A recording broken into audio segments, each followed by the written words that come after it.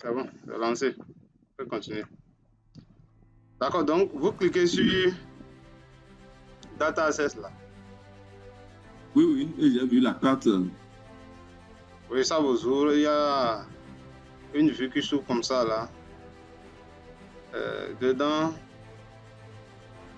là, vous avez single point. Vous voyez, il y a un fond map qui est là. D'accord? Maintenant, Oui. le map là nous permet de voir au fait la région ou bien le milieu ou la localité que nous voulons exploiter. Donc, comme nous, on est en Afrique, vous allez juste défiler vers l'Afrique. Vous laissez vers l'Afrique. Défiler vers l'Afrique.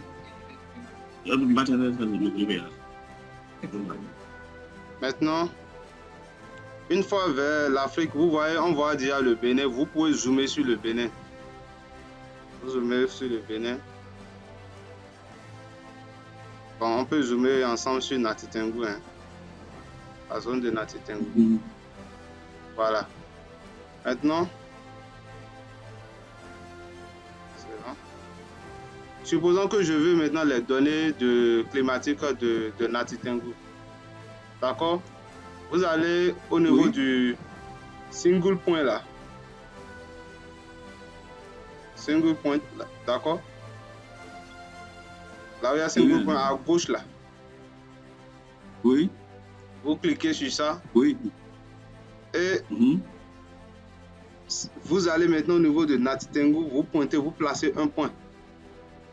Si vous voyez mon écran, vous allez constater que je viens de positionner un point au niveau de Nati. Un point rouge là, non? Oui, c'est ça. Donc vous-même, vous positionnez un point. D'accord. Une fois le point positionné, vous allez voir quand vous avez appuyé en temps single point là, vous allez voir, il me semble, monsieur Dabiré est là. Bonsoir, monsieur Yannick. Allô, monsieur Okumba. Ah, il ne nous suit pas. D'accord, on continue. Vous allez voir au niveau de user. D'accord? User. Il y a à gauche là. User community. Community, yes. Vous allez voir, vous cliquez sur Select at Community. Ok. Maintenant, vous allez voir, ce qu'il faut choisir, c'est les données agroclimatiques que nous voulons télécharger. Donc, vous cliquez sur agroclimatologie. Okay. D'accord?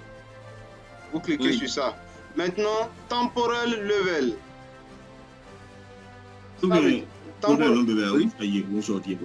Temporal level vous demande est-ce que vous voulez les données journalières, les données mensuelles ou les données annuelles. D'accord? Donc, on va choisir données mensuelles. Il a mis mensuel et annuel. Oui, c'est ensemble. Données mensuelles et annuelles, oui. Mais vous pouvez toutefois aussi télécharger les données journalières. Ça dépend du travail que vous voulez faire. D'accord? Ok. Donc, on choisit monthly annual. Vous cliquez sur ça. Oui. Bon, localisation, ça nous a déjà positionné les coordonnées, latitude, longitude. Maintenant, vous allez au niveau de thème. C'est la même chose. J'ai 10, 34. Ah bon, c'est parce qu'on n'a pas positionné ça au même endroit. Bon, c'est normal. Ça dépend de comment chacun a positionné son point. Positionner le point. Ok.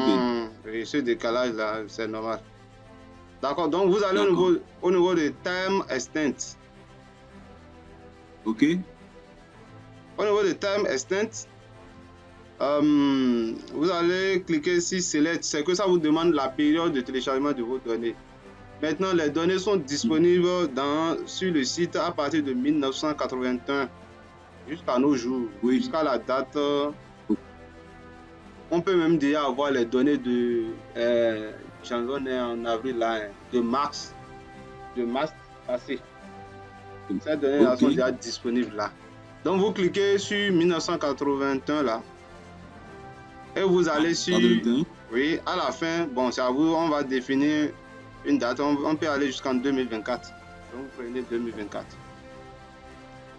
De 81 à 2024, c'est ça? De 81 à 2024. Mais là, ça dépend de ce que vous voulez. C'est à vous de choisir. Vous comprenez, non? C'est à vous de choisir. Oui, je comprends. Mais il y a la première sélection, il y a mis 81, maintenant il vient prendre 2024. Oui, c'est ça. Ok. D'accord. Maintenant, vous descendez encore vers le bas un peu. Vous allez voir Parameters. C'est bon? Paramètres. Oui, il y a des paramètres, oui. Donc, ici, au niveau des paramètres, qu'est-ce qu'il y a dedans? Au fait, vous savez que les données climatiques, là, nous avons plusieurs paramètres, non? Nous avons les données pluviométriques, les données de la température, les données de l'insolation. Oui. Donc, nous en avons plusieurs. Maintenant, c'est à vous de dire, bon, ce que vous voulez télécharger. Donc, vous allez au niveau de paramètres, là, vous cliquez sur ça. Vous allez voir les données de radiation. Vous voyez, c'est ça qui est en première position, là. Download, surface radiation, etc. Maintenant, ce qui nous intéresse plus, vous allez vers le bas, nous avons la température. On utilise aussi les données de radiation, et ça dépend de vous, de votre étude, de ce que vous voulez faire. Mais là, maintenant, on va télécharger les données de température rapidement. Pour la température, vous êtes déjà là? Oui, je suis sur température. Il y a vu déjà. Vous allez voir température at 2 meters range. Ça, c'est la moyenne. 2 meters range. Yes. Ça, c'est la moyenne. Donc, nous avons le maximum en même temps en bas et le minimum. Donc, vous pouvez prendre, vous cliquez, vous sélectionnez le maximum et le minimum. Nous-mêmes, nous pouvons calculer la moyenne quand on aura nos données. Ok. Donc, on va évoluer vers humidité et précipitation. Humidity, precipitation. Ok, oui. Donc, on va prendre l'humidité relative. Oui. Précipitation, voilà. Precipitation. On prend quoi? L'humidité relative. À 2 meters? À 2 meters, oui, c'est ça. Si vous voulez, vous pouvez cocher aussi l'autre. Mais ce n'est pas les mêmes types de données, quoi. Specific humidity est différent de l'humidité relative. Souvent, nos stations là nous fournissent les données d'humidité relative au fait. C'est pour ça que je vous ai dit directement. Donc, on vient au niveau de précipitation. Cochez sur les deux. Au niveau de précipitation. Précipitation, oui. On peut encore vu, hein? Non, c'est tout juste après humidité là. Après. Oui. Maintenant, wind pressure, ça c'est le vent. La vitesse du vent. Donc, lui aussi, on va choisir 2 meters maximum and 2 meters minimum. Au fait, c'est la résolution des données qui est 2 meters. Vous allez voir, il y a 10 meters. Donc, il faut choisir les mêmes résolutions pour le téléchargement des données. Donc, si vous choisissez 2 meters, toutes vos données doivent être partout. D'accord?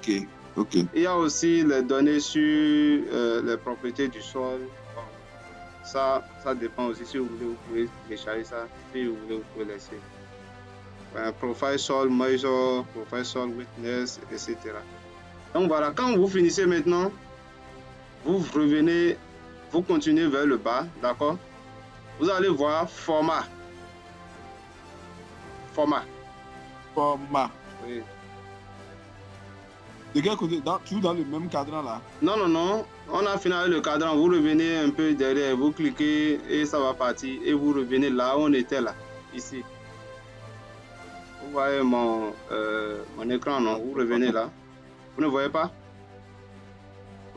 Là, après data download là. Après data download, voilà. Donc vous allez sur select format. Donc le format de téléchargement. Au fait, nous avons plusieurs formats de téléchargement. Nous avons les formats Excel, à savoir CSV et Et nous avons les formats aussi qu'on peut utiliser directement dans les SIG. Vous voyez, non? Donc, vous cliquez là, vous allez voir les différents formats qui existent.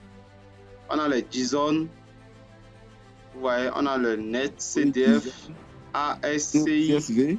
Vous voyez, non? Maintenant, bon, pour nous, comme nous voulons faire les manipulations d'un SL, il faut faire CSV. CSV, ok. Oui, format CSV. D'accord? Maintenant, une fois que vous finissez tout ça, là, vous faites Submit. Submit. Submit. Oui. Submit. Vous allez voir Ça tourne. Ça va lancer, le téléchargement va démarrer. Voilà. Chez moi, ça m'a déjà demandé de télécharger. Donc, Ça va un petit peu, si je veux ouvrir. c'est ça. Donc, vous lancez le téléchargement.